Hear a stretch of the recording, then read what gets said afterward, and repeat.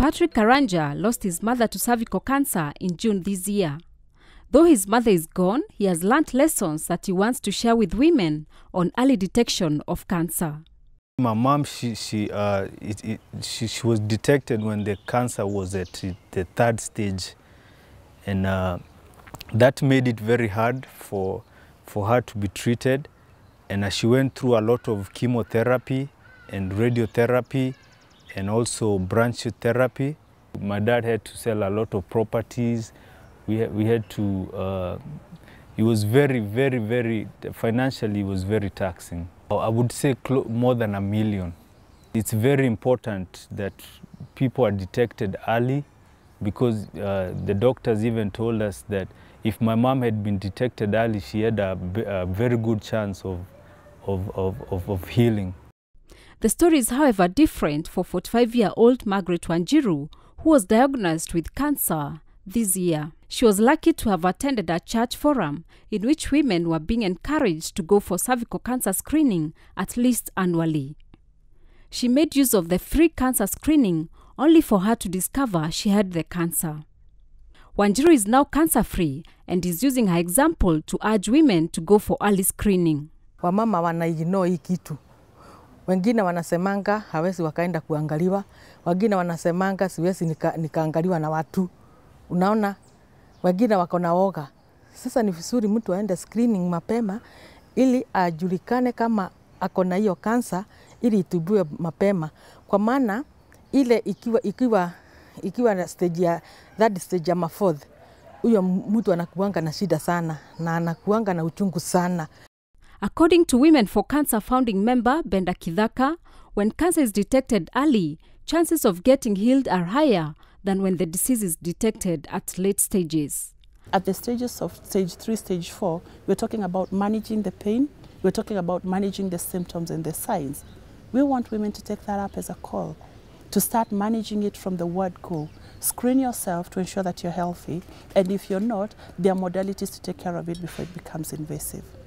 Unfortunately, majority of Kenyan women have not been screened, hence the increasing numbers of deaths linked to cervical cancer. The sad thing is, there is not much awareness out there. In fact, statistics show that only 3% of Kenyan women are screened for cervical cancer, which is really sad because we have over 20 million women in the population right now. And out of this, majority of the women haven't been screened, both in the rural and urban areas. And yet, we know the benefit of being screened for cervical cancer. So that really touches my heart. That really gets to me, that women don't know the benefits. Some even don't know that there is a screening that can be done for cervical cancer detection. As 70 countries across the world hold the Globathon, a global event to end women gynecological cancers, Women for Cancer has planned a walk on September 27th at Karura Forest. The 27th will culminate with the walk being a fundraiser, but also awareness activities, information being passed on. We'll have various points of interaction where people can get the facts and figures about cancer and where they can be able to be informed to make better choices. We're also looking for strategic partners who will come and give various services, even including health screening for different areas. Yeah? So it will be a day that somebody comes. So we're saying when you come to work with us, you're giving a woman a pap smear. Majority of cervical cancer are caused by a sexually transmitted virus. Any woman who has really had intercourse may at one point or another have been affected. But it clears in some women, in others it doesn't. And that's when the cells start changing over time and they become cancerous. And that is why we say early detection does make a difference, because if it hasn't turned into cancerous yeast, if it is just the cells that are changing and they are caught early, then there is treatment, there is modalities for ensuring that that woman doesn't get invasive cancer.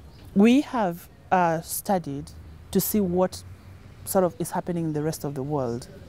In the West, they have as low as 5 women in 100,000 being discovered to have cervical cancer. In Kenya, in East Africa, we have the highest rates in the world at 42.7 women in every 100,000. That is the age standardized rates that the World Health Organization uses as a standard. Now you can imagine from 5 women in every 100,000 to 42 women in every 100,000. And that is going up. Why is that? Because in Africa, we don't screen as much as the West do. Women should not be afraid. Believe you me, if you see the pap test,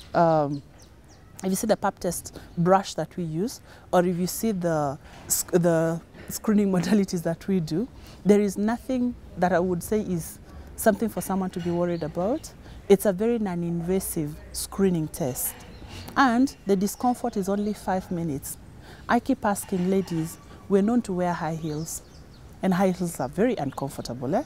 The whole day, when somebody walks in them, by the end of the day, you want to remove them and throw them very far. Women, we go to the salon, we get all pulled and yanked and twisted and done, and all that is uncomfortable. If you knew that the test that you're doing, which is the pap test, is going to be the difference that makes in your life, like you heard from Margaret or even from Gadege about his mom, or Margaret in her own story herself, that it has made a difference. If you knew that's going to make a difference, wouldn't you bear that 5 minutes discomfort?